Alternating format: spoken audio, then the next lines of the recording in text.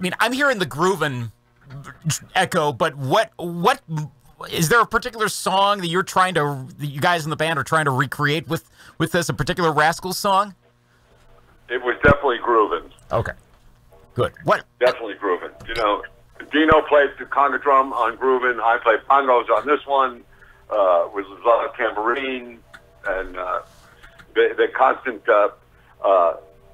notes at the piano in the song. Din, din, din, din, din, din, you know, groovin' has that kind of thing too. Exactly.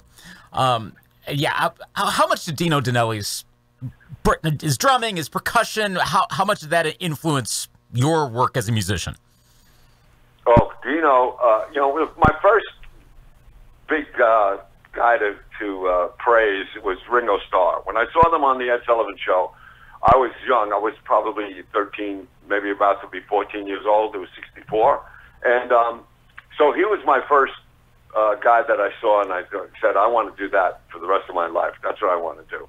And but then when I saw the Rascals, I was 16 years old, and I saw the Rascals, and I watched the band, and I watched Dino more than anybody else, and that's when I realized the drummer could be as much a focus as the lead singer is. Even though the lead singer is running all around the stage, the drummer is doing so much and playing so strong that he becomes a focus. You're watching him, like, just the way he's playing is making you move. And I thought, I'm going to model myself after that. That is fascinating that you pointed that out, and I never realized this until just now, because when I've seen clips of, like, the Rascals on Ed Sullivan, for example, Dino Danelli, like, jumped out, like, extra, because of the way that he was playing and his facial expressions and all of that, and then you say that about how that influenced you, and whenever I'd see music videos or live performances with you and Billy Joel, usually you'd be the one that'd be standing out in my eyes and be like, oh yeah, the drummer, who's that guy, Liberty DeVitto, okay. And I knew you more because of that, and I never thought of it from the perspective of, it's not just the drumming, it's not just the music, it's also the charisma, it's the stage presence. There's a cross, right. Wow, that's incredible. Yeah. So the combination between Ringo, Dino, and Carmine Appice, because then after Dino, I saw Carmine Appice, and he had the power. He had a lot of power. I put all those three together, and I was like, okay, this is what I'm going to do. Huh. How would you evaluate, I mean, how would you describe Dino Danelli as a musician, as a drummer? Dino played for the song. He was a great drummer. He knew when to play, when not to play, when to use a cross stick. He only used a four-piece kit. So he used his cymbals for effect. He used the toms for effect. He knew how to use that four-piece kit for the best effect for the record.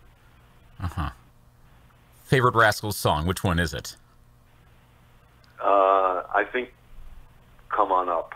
Okay, very good. Why did you guys decide to do groovin', though, for this one?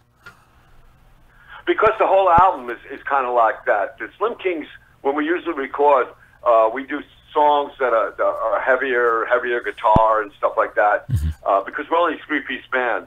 And we do songs, I don't want to call them angry songs, but like songs about people that are greedy, you know, I want truth, that kind of stuff, you know. But this album, we said, we're going to make the love songs. We're going to make the songs for the guys who are about to get married or having a little difficulty in their marriage. This is what they should do, you know. Just look at life, at what you got right now. You know, I mean, this is my third marriage, and, you know, when people say they have to move and hire a van, well, every time I moved, I just took a suitcase. Well, it's convenient that way. It's pretty easy. When did you guys decide to, like, when was the genesis of this project? When did you start thinking, all right, let's sit down, let's put this whole thing together? Well, we used to, the Slim Kings, we have a studio in Michael's house, actually, and we used to go there and just record and just record songs. And then Michael got signed to the label, Wax label in Canada. And while he was up there having a meeting with them, they said, do you have anything else? You know anybody else? And he said, yeah, I have this band called the Slim Kings. And he played them a couple of these demos that we were doing. And they said, oh, this is really good. Let's sign these guys, and you guys make an album for us too. That worked out pretty easily. I can't help but notice Michael Sackler-Berner's vocal part on Better Than This reminds me so much of Felix Cavalieri as well. Yeah. I don't know. I don't know if you chat. I mean, because that sounds like his regular voice too. It's not like he's trying to do a Felix impression. That's his voice, and it marries perfectly well. Yeah, that is his regular voice. I mean, we fooled around at the end when it's going, doesn't get better than this. Doesn't you would hear Felix on a Rascals record go, no, doesn't get better. Like that kind of thing he would do, and it was like, okay, that's too much now. We even tried the birds. You know the way the birds are in grooving. You can hear the birds chirping. Mm-hmm. We said, well, and we were like, no. Now why don't we just do grooving over?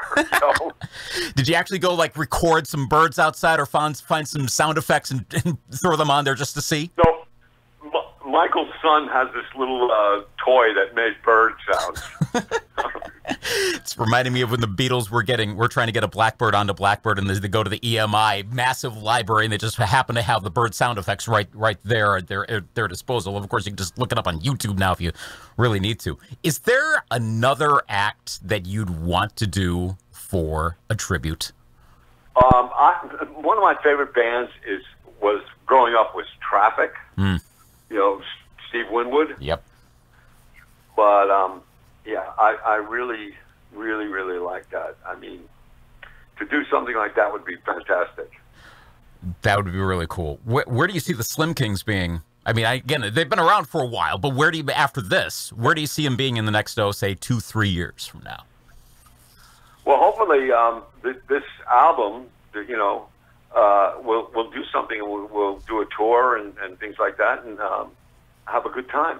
I mean, the album also does tributes kind of to Barry White and Al Green and stuff like that, the other songs that are on there. Mm-hmm.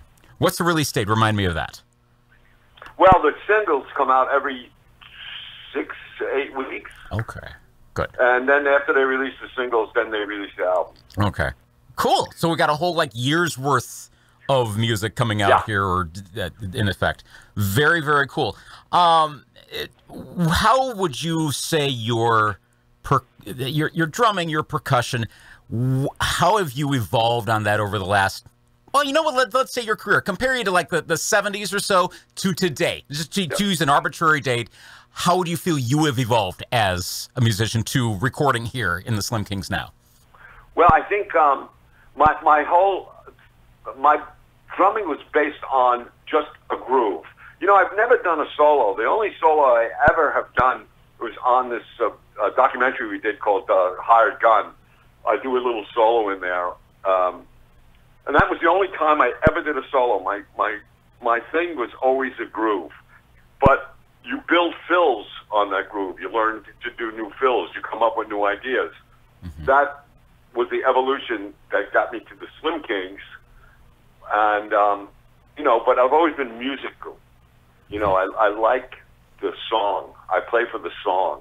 And that's what I still do that. Yeah. I was watching a performance earlier today from the Live at Daryl's Club performance, and seeing all that, and it's all there.